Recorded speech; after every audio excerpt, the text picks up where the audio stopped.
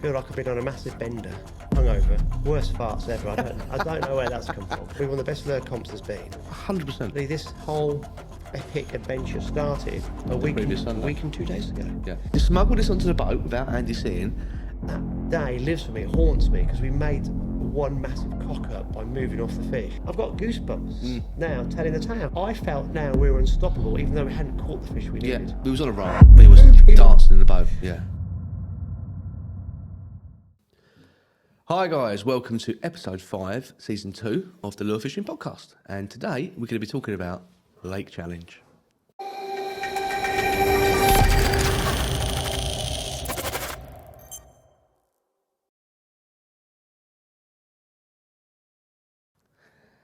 How did it go, mate? How did we do? At this moment in time, I haven't got a clue because I'm still... I genuinely feel hungover. Yeah, I feel like I've been on... I don't party anymore, I'm too old. I feel like I've been on a massive bender, hungover. My guts I'm the worst farts ever. I don't know where that's come from. Well, we know exactly where it's come from. It's It's Polish pastry. It's Polish pastries and everything else we ate over the weekend. I blame Adrian. Yeah. You haven't even touched the cake yet, No. which we'll talk about in a minute. No. It smells really good. It does smell really good. I can just see it sliding off that thing at some point, so I have to be a little bit aware of that. So I went on a bit of a fitness drive Yeah. just before Christmas, and I was really careful with my nutrition and diet. And every time I do a comp, it goes out the window. Yeah. And this week, just gone, it went completely out the window. Like, if I run off in 5 minutes' time, you know why? Yeah. Because I don't remember is it Tuesday today? Yeah. So, Lake Challenge started last Friday. However, Thursday was a practice day. Yeah. Where you went around without, you weren't allowed to fish, but you could go around with your equipment. But actually, on Sunday and Monday before, I was out on the Sunday. Yeah. You joined me on the Monday. Yeah. So actually, this whole epic adventure started a week and 2 days ago. Yeah. And then it continued on the Monday, then it continued on the Thursday, and then the fishing started on the Friday. Just move your headphone cable, mate. I can hear that rustling on the mic. Good spot. Okay, so so my diet has gone through the floorboards, and I'm struggling. And what didn't help yesterday, I thought, sod it. I went for full English, and then Charlie stayed at mine, so I bought a load of beers, which I don't normally drink as well anymore. I polished them off last night. So I've just given up. I've turned into a shell of a man. I think you deserved a little bit of a break, and we earned it over the weekend. Let's get to the crux. Why do we deserve it? Why do we deserve... Well, what do we deserve?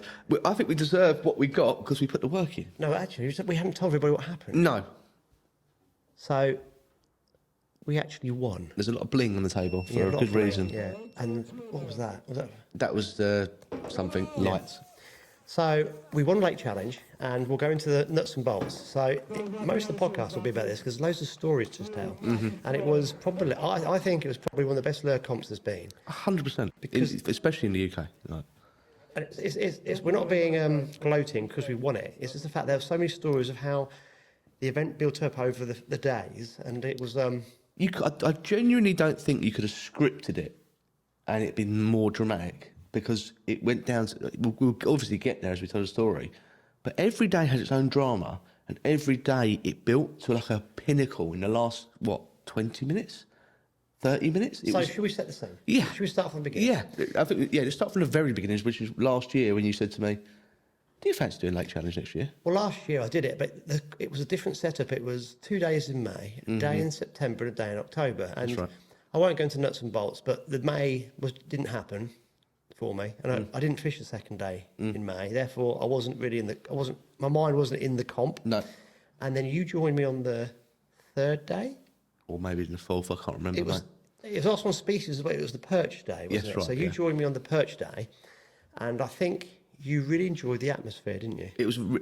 I've done a handful of small comps, like boat comps on reservoirs in the past, and literally maybe 2.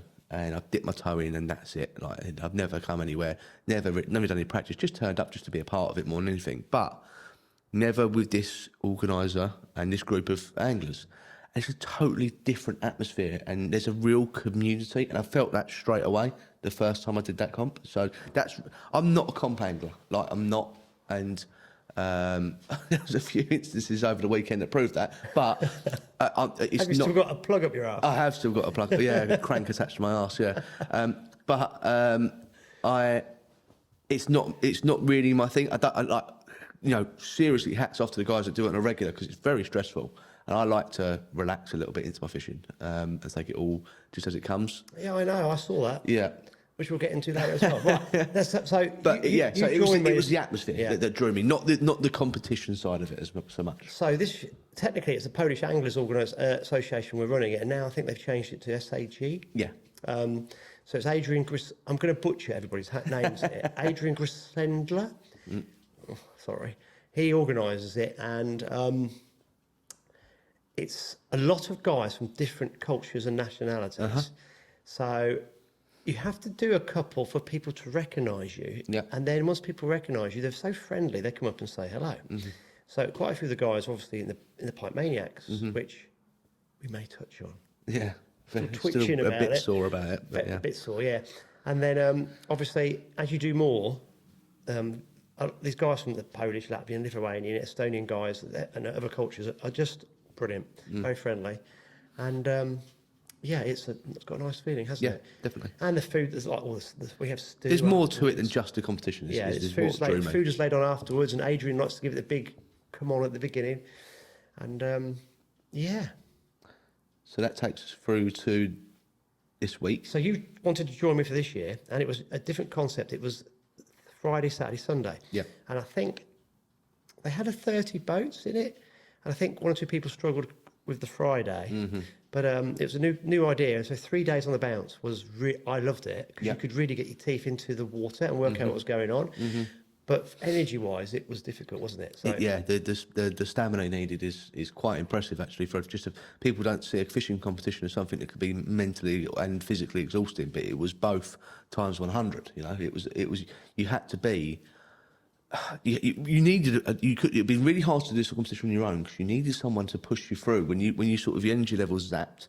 You needed someone to just go on, get going again, And also, it was windy. Yeah, really windy. Yeah. Friday was the windiest day. The wind dropped slightly on the Sunday, but there was a heavy wind in the same direction, which is crucial, which we'll touch on in a sec. So I love fishing in the wind because one, it reduces the number of opposition, because some people do struggle and they don't like it. Yeah. But two, it tends to give you opportunities throughout the day. If the wind's howling on these big waters, there'll always be areas where fish will be aggressive or taking shelter and so on. So if we go back to our plans, I had some limited success at this time of year. This is the thing. This time of year is so different to September when you get on there with the lures. So I had limited success on there in the past. So I knew of one or two spots that needed exploring more. So we had a general idea of where to start, didn't we? Yeah. And then after the recce on the Sunday and the Monday, we had a plan. If we just stuck to that plan, we'd probably caught even more.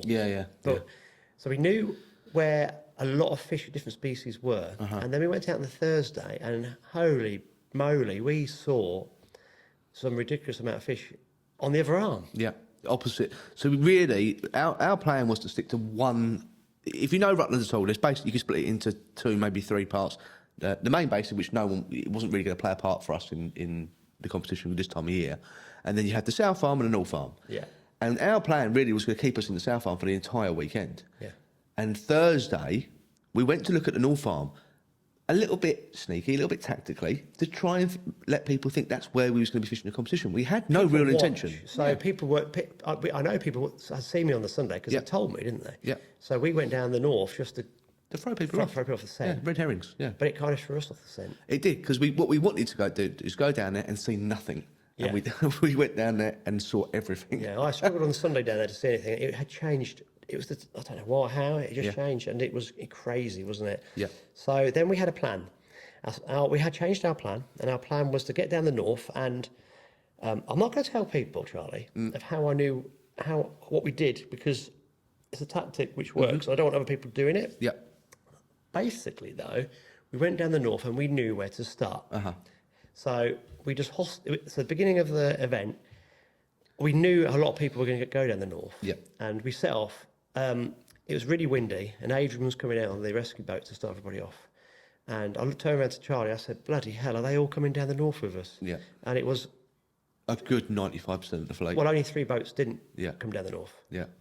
So it was like everybody went down the North Arm, and it was crazy. But we did have a lovely chat with the 2 NMAB guys. Oh, I can never remember those.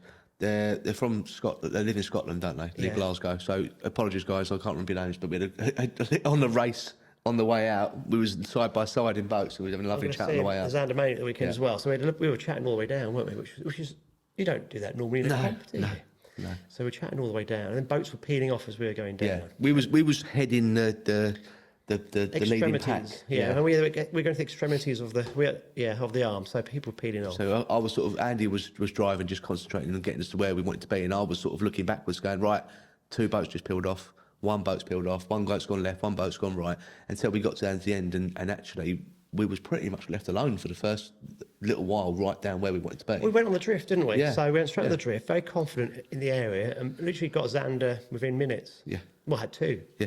Had 2 very quickly, which we were actually pike fishing, but we knew there was Xander in the area as well, and that was part of our plan, was to actually double up and bycatch. Bycatch was going to play we knew that bycatch was going to play such a big role over the whole weekend, because if you go to an area where you've only got the chance of one species, and that one species for whatever reason isn't there, isn't feeding, you aren't presenting right, then you've wasted a lot of time. So we sort of went to areas where we knew we was targeting a species, but there was a good chance of a little bit of bycatch would help us in the end, and that was in the end that was pivotal. Yeah. So day one was to get 2 pike. Yeah. Ideally over a metre each on the card, and Yeah. anything else was a bonus, wasn't it? Yeah. So we had 2 Xander, and they were good ones. They were over 70, both of them. Yeah. So that was good. And then got a pike the next hour or so. Yeah. And I was just working out where these fish were as we were doing drifts. Yeah. And I had so many bangs, didn't Yeah. I? Yeah. Must have been 10 fish, 10 hits before we caught the pike. Probably all Xander bar 1 or 2, because I saw a follow-up fish that hit it. It wasn't very big. Saw a very large fish follow me up that didn't take it.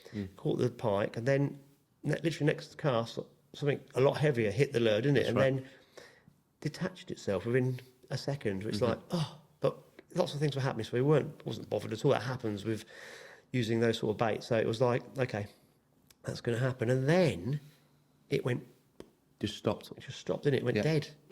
For whatever reason, be it light values or feeding spells or something changed and the fish just disappeared. What was interesting though was no one else around us was catching, No. even from the beginning. No. So one, we got the right area, and 2, the method I was using, because there's another thing. Charlie was using a method that we knew most of the boats would use, Yeah.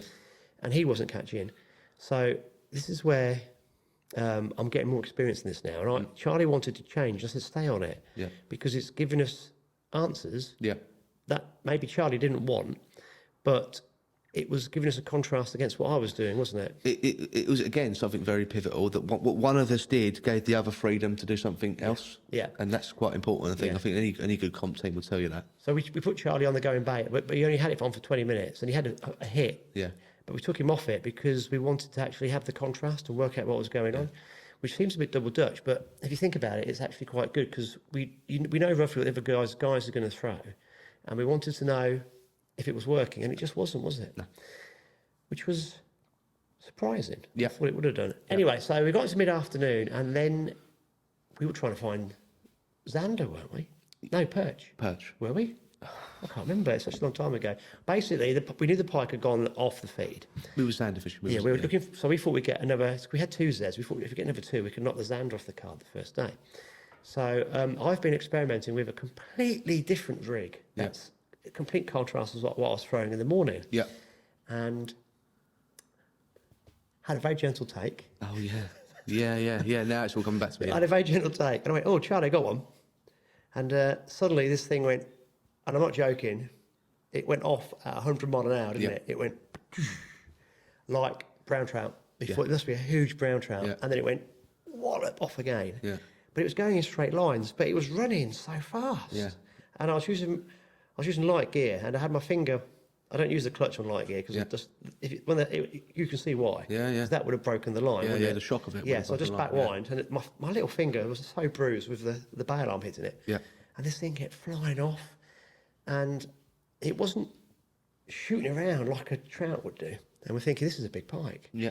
It wasn't as big as I thought it was. Basically, it was 104 centimetres. I think, did we 24 and a half? Something like that. Yeah. So Now we're right in the game. We've had 82 pike, 104 pike, and we've had 2 zander. Yep. So that brought us to the end of day 1, and basically we didn't look at the results because it was a bit immaterial. Yeah, at that point it was you know, the race hadn't even started at that point. Basically, no. everyone was warming up. Yeah, so I think most of the teams were in the same boat. Yeah, I think we ended the day in 6th or something like that at that point, which was irrelevant. But it's irrelevant because we had the 2. The important thing was to have the 2 pikes. So basically, we knew that over the next 2 days, A, we'd catch a good pike with bycatch, or B, if we went through them and we needed one, we'd have a go for them. Yeah. So we were very relaxed about the pike. So day 2 started, and we needed to clear the zander card. So yeah, the intention was get the zander ticked off on day 2. It gives us a whole day to go perch fishing. That was the intention. Yeah.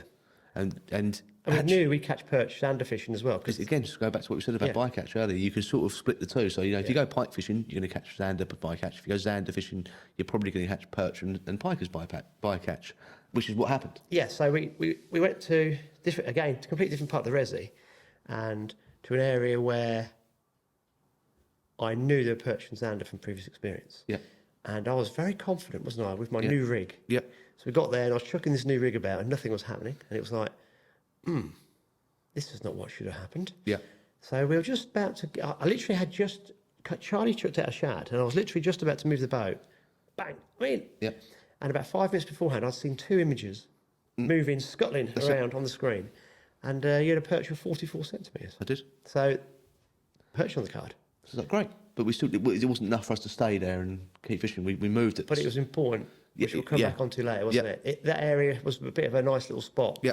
So we then, what did we do? We went Zandering. yeah. And we did some, I call them power drifts. I don't know what power fishing. So basically, not using the drogue, using the electric, but running along the bank.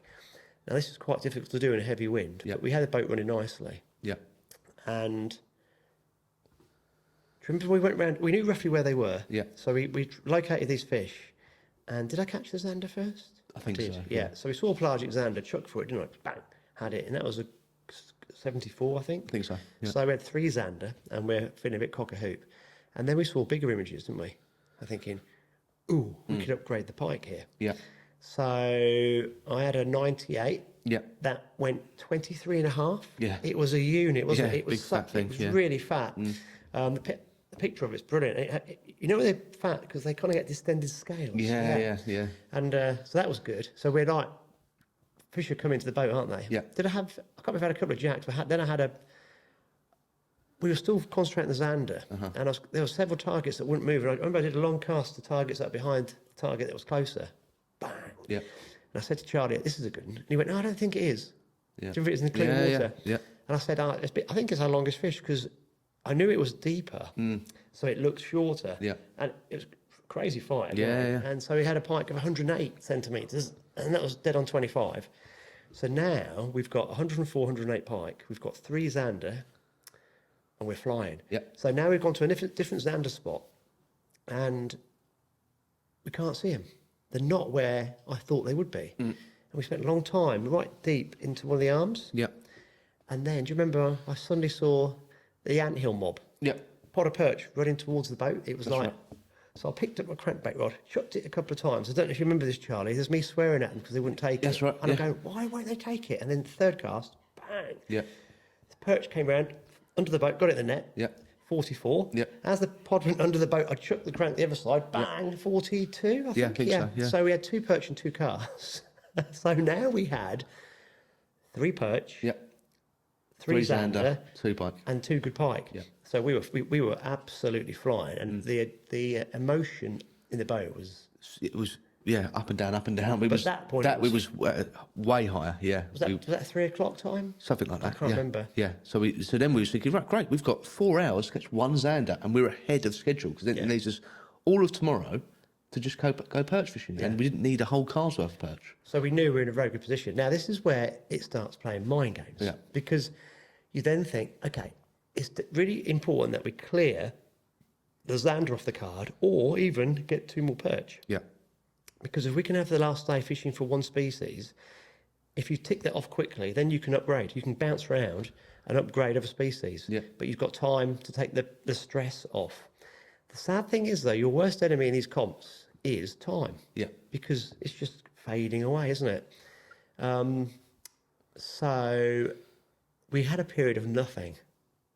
And I must admit, I was so high about... We went back to the spot that you had the perch in the morning. because you also had a 36, didn't you? Was that at the same time, or was that was later in the day? morning. We forgot to mention that. Was it? I thought it was later in the day. No. I think that's when we went back. Yeah, you're right. It is. It's when we went back. So we had the 44 in the morning, and then we had done what we did in the day. So we'll go back there because we'd seen Susander. That's right. And we had a perch there as well. So we'll fish in that area and we'll cover both a little bit. In the morning when we left it, we went searching and we saw some, but we couldn't get them to move. Couldn't activate them, Yeah, so we thought we know where they are. Yeah. So you're right, we went back and you had a 36, didn't you? Which kind of was good, but it distracted us a bit as well because then we thought we'd get another perch. Yeah. And then it was about an hour to go, hour and a half. Yeah. We just thought, let's just Hail Mary, try and catch a Xander. So we moved the boat into deeper water, didn't we? Yeah. And it was now 45 minutes to go. Yeah. Half an hour, and I must admit, I was a bit despondent because I was thinking, oh shit, I don't want us to go fishing for 2 species on the 3rd day. And hold on, previously to that, on our way to the perch spot a bit in the morning, we'd also seen some fish we thought were jacks. Do you remember? Do you remember I caught several jacks, thinking they were Xander? Yeah, and then but we also, if you remember, carry on, and I'll tell you where that comes in pivotal. Okay, so during this day, I caught 3 small fish, that I was convinced were jacks. Every time I hit them, I went, "There's our Xander." Yeah. And the last one. Yeah. Was in quite a secluded area, and I let out the most almighty F word, didn't I? Yeah, and rattled the banks of Rutland. And he was just laughing. I'm sure they heard me in Stanford. Yeah, I was pissed off. How can you be with fishing? But it's like, I was convinced it was a Xander. No, it was a jack. So, mind games again. So, do you want me to continue with the rest of the... Go. Okay, right. So, 45 minutes to go, and saw a big image, and I'm thinking, it's sitting deep. We went into 26 foot of water. We were fishing a lot shallower. Yeah. And I'm thinking, looks a bit pikey, but we'll give it a go. And I had a 15-gram jig head on, and I thought, it was weird. I had a chuck with it. I didn't get the cast quite right, but I felt I was pulling it back too quick. So I don't know if you remember this. I went, it's not right. Yeah. And I had the same bait, but with a 10 on as well. And I just felt it needed to flutter down because we're getting some of the hits as the baits were fluttering down. So and the wind had dropped a bit, which made the casting a lot easier to get really accurate. It just felt the right thing to do. So I chucked this 10-gram bait out, and I knew how long to let it count down. Mm-hmm. And literally, I just started retrieving. It went. It's like, oh. And I said to Charlie, I went, oh, that's not bad. That's a good take. And then we're giving it running commentary, aren't we? We're going, is it a pike? Yeah, we're both praying for a Xander because it makes us our last day in our minds at that point. It was going to be so easy because it's banging away, wasn't it? And I'm thinking, oh, it's banging. Yeah. And then we could see it in the gloom because the light values had changed a little bit. And I said, oh, I've seen green. He went, yes, have I. And then you said, I said, I nearly put the net down and carried on fishing because at that point we was up against time, and I was like, I'll leave you to it. You can deal with the jack. Like, there's no need for me to be involved. I'll use the time carrying on fishing. I said, you know what? I said, I'll just hand it in the net just in case. Yeah. And this thing was staying deep, but I said, staying deep and thumping. So I get, again, a fairly light, I get some beans to get it up. And we just saw this big tail went, and it just... and you felt... It go over the dorsal fin. The line ping. Xander... The line goes over their fin, or it's either their pecs or their dorsal fin. You get this horrible pinging sensation. And it pinged, didn't it? I went, it could be a Xander, mate. It's just pinged. Yeah. Because Xander, it does that. Yeah. Anyway, so we pulled this fish up, and this big tail went, right. So we've gone, oh, it's a Xander. And we've gone, and it's a bloody big one as well. So then I stopped hauling it. Yeah. So I get the hook to come out. Anyway, as they do, it popped its head up straight in the net. Yeah. And then it was... dancing. It was like, because we knew, one, we'd filled the card, and two, we got a good one. So we could see it was a good fish for Rutland, and it was 83 centimetres. 83 centimetres. £12 2. Light's gone off. There we go. Yeah, £12 2, which is a real good one for there. It's a huge fish for Rutland, yeah. It's a huge fish for anywhere, but it's especially big fish for Rutland. And in a comp as well. Yeah. And it was lovely condition, wasn't it? So we had about 20 minutes to go, and we packed up. Yep. Didn't we? Yep. We thought, Because we'd had this 36 centimetre. So actually, we only needed one fish to fill our card, didn't we? Yeah, but we knew we had to upgrade that 36 centimetre perch. So in our minds, was like, we've got all day tomorrow. We were can put our we perch were tired, heads on. Yeah. elated. Yeah. And we just- thought, put our perch heads on tomorrow. We'll just go perch fishing. We'll catch them. We bumped into them by accident. We were so confident. So confident. Absolutely. It was oozing out of my orifices. Orifices? Orify. I just thought, if we've caught 4 and we haven't fished for them, if we've got the whole day, The door just opened by itself. we can smash them out. Tell the jack thing Jack thing. you said was really important. Well, why don't I yeah. shut the door? Okay, you shut the door. So the Xander that Andy caught, like I said, we was on our way back to where he caught it, which was in a similar area to where we had the perch that day. And on the way, we'd seen a lot of marks that we assumed were jacks. And because he'd caught a few jacks earlier, I went, leave them, don't. But then we thought, oh, maybe they are Xander, because he caught that one that we thought was a pike. So then that was came into play the next day, didn't it? That's right, yeah. So we're now thinking that evening, we're in second place. Yeah. Tom and Kev are in first. They've got a full card and we're just behind them. Yeah. And we're looking at Dan Brackley and Lee Brackley have got 114 centimetre pike. Yeah. They're in third place? No, No, Dave Morris I think in they was third. lower down that day because they hadn't filled the rest of their card. But yeah, they had a massive pike, card. Yeah. I think they had a 221 centimetre for 2 fish, which is enormous. So they had 2 big pike. Yeah. And they were like 4th or 5th. And Dave Morris was third. They'd done really well on day 1, hadn't they? Yeah. Yeah. So it was looking really cool. And Dave Good passed. Yes. Dave Good was. He normally fishes out of a kayak. He was getting high up as well. And between the 3 boats, we weren't sharing info, but we were trying to get encourage each other, weren't we? Yeah. And did that come out on day 2? It did. Yeah, it was day 2. Yeah. So the beginning of day 2, this is where the gnome is making an appearance. Dave Good pulled Charlie to one side. Yeah. And he said to me, I've got a favour to ask.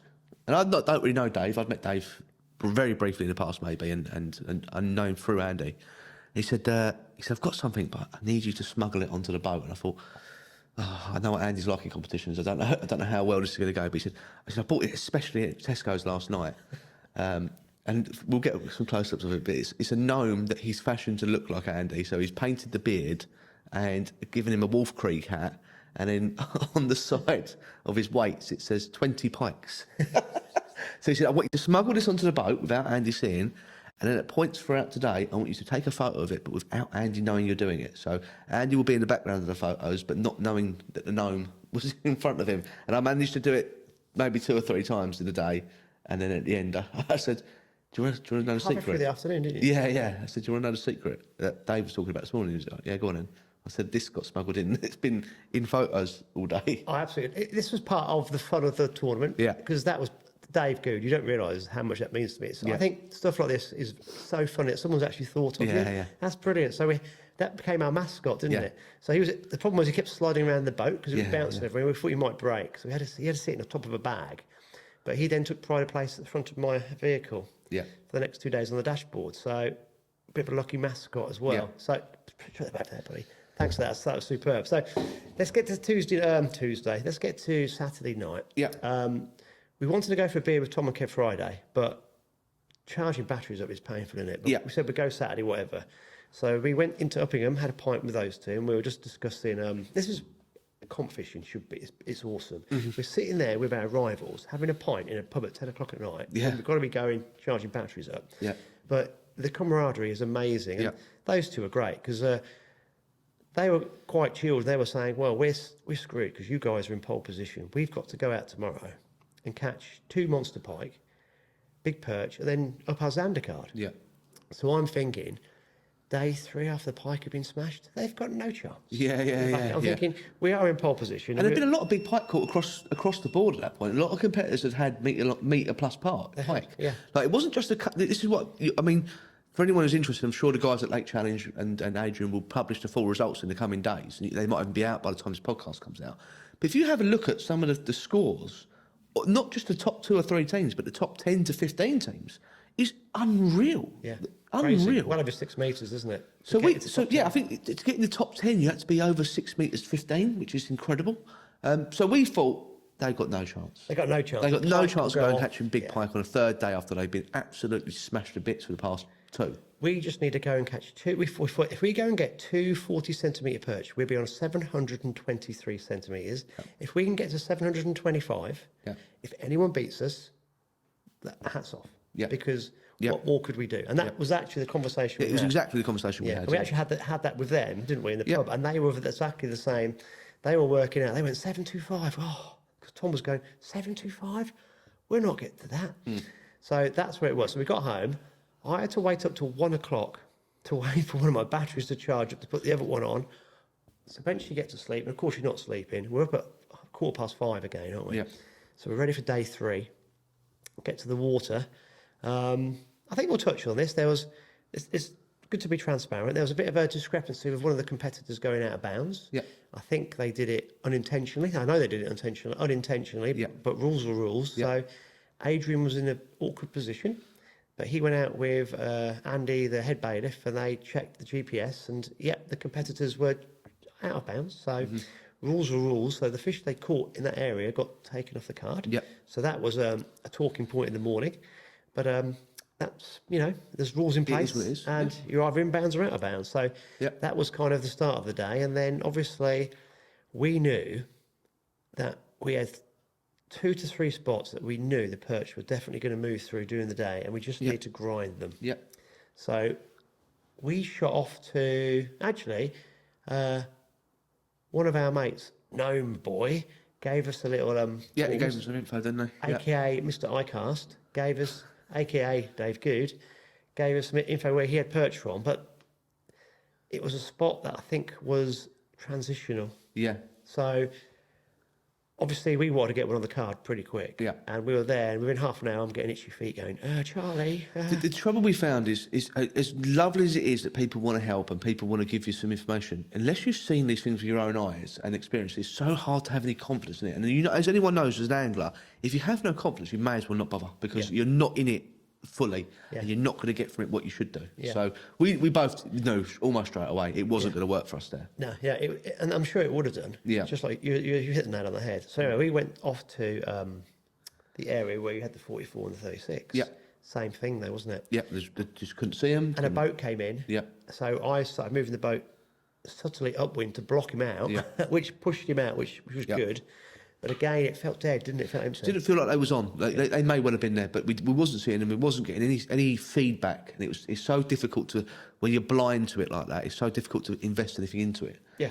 So we went looking. Without feedback, you have to go somewhere else. So we went looking. Quite importantly, the whole competition we fished aggressively. We didn't want to fish on the back foot. We wanted to push. Clarity of thought. Yeah. And go hunting. You know, that was the idea of the whole. It's the right time of year to do it. Those fish are hungry, they're moving, they're active. You don't want to have to be sitting and waiting, setting your stall out and waiting for them to come to you. Go and find them, go and get them, So that's what we did for the next 3 hours. Yeah. And we found perch, and I've never seen anything like it in my life. They was moving. They were motoring. It's like they had one of the outboards strapped to the back of them. They were zooming. So what we tried to do was find them and then get next to them and cast, but you couldn't, because by the time your bait was in the air, they'd probably gone 10 foot. Yeah. No exaggeration, they were going that quick. So we tried for 3 hours. It was exasperating, wasn't it? I had I visually saw one follow, and then we thought, right, let's change tactics slightly, find them and just follow them, and try and get one of the guys in the boat ready to fire. While everyone's chasing them on the engine, then turn the engine off and fire. We tried that, and it kind of worked a little bit better. Yeah. But not enough. Not enough, because they're moving too quick. By 2. Then we went to another area, and then I had a perch follow my crank right. Yeah. Has nose virtually on it. kissing the back treble. Yeah. And it was like, no. So by 2 o'clock, we'd had 2 perch follow the crank, seen a couple on the live, and Caught nothing.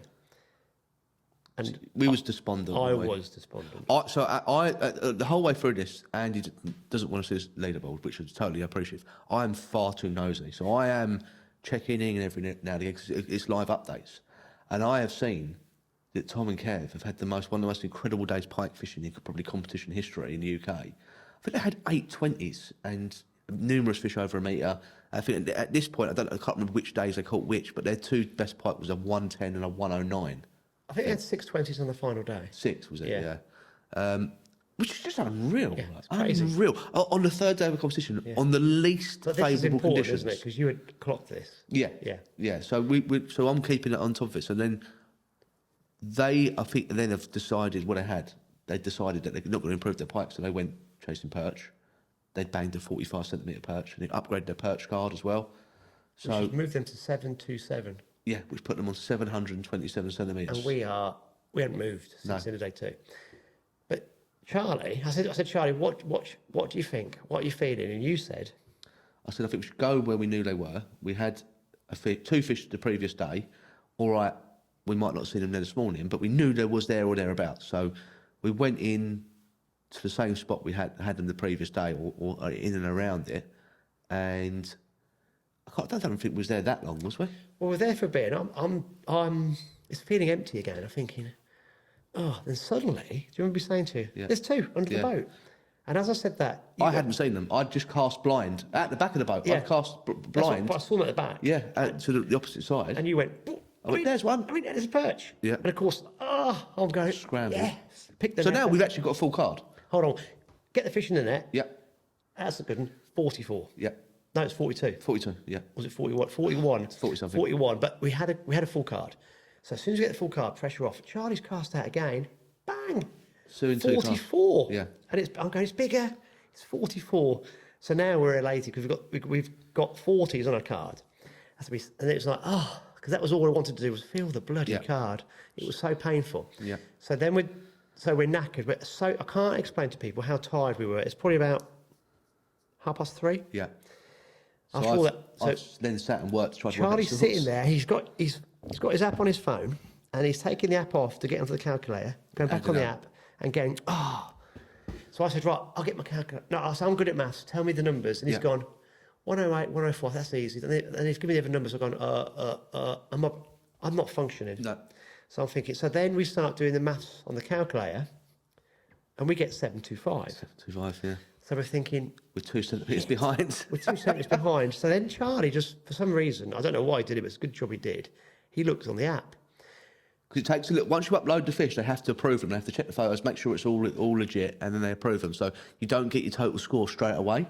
So whilst we're doing the maths for ourselves and trying to work it out, in the meantime, the scores have been approved and it's updated. And we actually had 727. We're going... We're now drawing. How did I get my maths so wrong? So now we're drawing with Tom and Kev. So Mr. Gnome, aka Mr. iCast, aka Dave Good, he's going to America. He's had to come off early. He's got to go. Yeah. So I phoned him just as he's going off, and it was a good job because he was talking to Adrian. I said, right, Dave, we need to know what happens in a draw situation. Because we was thinking if it's the biggest single fish of each species, we've got it. Yeah. Because we had a big zander. We totted them up and we had the biggest three. Biggest three, but actually the rules were it's single biggest fish, which obviously is always going to be your biggest pike. Tom and Kev pipped us by 2 centimetres. They had 110 and we had 108. So we're in the boat thinking, right, we're equal with them. If no one catches another fish... Actually, before that... I missed a little bit, which is quite funny. So actually, when we knew we were drawing, I said, Charlie, just phone Tom. Just phone Tom and say, can we settle on an honourable draw? Yeah. Because I'm knackered. It's about what I said. Just very seriously consider calling them and say, are you happy to call it a draw? We'll go in early, we'll have a beer. No, I said that, but you actually went, no, we've come this far, let's finish it off. Yeah. Then we phoned Goody, and then we found out that actually it goes on longest fish. Yeah. So we are in second place.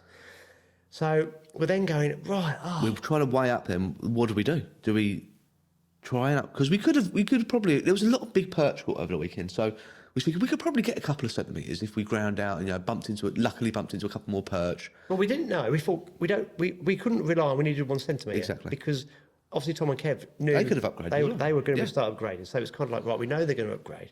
So we were going, do we get a perch? We know where that big zander had last night. We went for a look, didn't we, quickly? So we had the big zander the night before. We had a quick look and they weren't there. No. No, in fact, you got bitten off by a pike. I did. Yeah. So we knew they were pike, not zander. Yeah. So we're thinking, oh crap! And so I'm setting the scene. I'm sitting there, and I must admit, for 2.5 days, I kind of knew exactly what to do. Yeah. And because up to that point, we pretty much followed our plan. Before we were struggling for the perch, everything I'd kind of put into place, just just gradually clicked. Yeah, didn't not it? straight away, but it did. Because we was persistent with it, it worked. Yeah. And at that point, we was a bit out of ideas, weren't we? I was. Yeah. And I'm just thinking, right, I'm thinking, this is I've felt like that before in comps when you've been high up and you think, oh, you can feel it slipping away, it's frustrating. Yeah, and I could tell that, and I'm, I haven't known Andy that long, but I'm quite lucky, and I'm quite good at reading people, and I feel like me and Andy know each other quite well now. I could see his mood dropping, and I was thinking, right, I've got to drag this guy back up. So for those that don't know, Pike Maniacs was 3 weeks ago, which was on another water, which again, one of Adrian's comps. And in 2.5 hours on the Saturday morning, I'd had a 114, 10, and I don't want to. In the boat, we had a 98, a 99, 101, 111, 114. So we had smashed out the competition. Yeah. But I hadn't read the rules at all, and Dan had forgotten that actually it was on a different scoring system. So we ended up losing a competition that we were in prime position to win. And on the Sunday, we just needed to catch a few jacks, and we were still sat in the prime position, and we left feeding fish. And that day lives for me, it haunts me, because we made one massive cock up by moving off the fish. So I was starting to get a little bit like, oh, not again. Yeah. Can't let this almost slide. surprised me, sort of thing. Yeah, can't let it slide again. And I have to tell this because Charlie's not going to tell it in the way that it meant to me. Charlie just turned around. Out of the blue, he looked at me and he went, do you know what? What's the one thing we know for definite you can do? Without shout, he went, without question, you can go and catch a big pike. He went, I want you to go and catch me a big pike. He went, Tom and Kev have done it this morning. You can do it. They've had it up to 110. You need to beat that. And I sat there and went, don't need to beat 110. I need to beat 104. Yeah. And I said, well, let's go for an absolute monster. Yeah. So we smash everybody at the park. But you gave me energy. Yeah. And I've got goosebumps now telling the tale, because I went from like, oh, this is Pike Maniacs all over again, to like, do you know what? Worst comes to worst, we have a bit of fun. Yeah. Now, I spun the boat round and I wasn't happy with my trace. Yeah. And so what I did, and I bet most people won't do this, as with motor, I said, Charlie, pass me your scissors. I peeled off a load of braid. Yeah. No. So I cut 10 foot off because I didn't want anything to go wrong. Yeah. I was that convinced we were going to do it. Charlie's at the front. I'm telling him where my traces are. He's got a new trace out for me.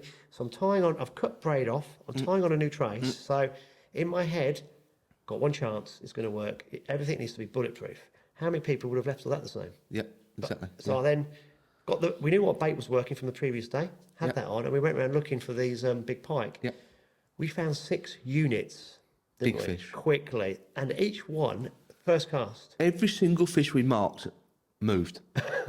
Everyone reacted, but none of them. One of them, the last one, little nip. Yeah. But again, I said to Charlie, these are moving. That we know from the morning where we saw of a big fish. Yeah. So we just aggressively went for it, didn't we? Yeah.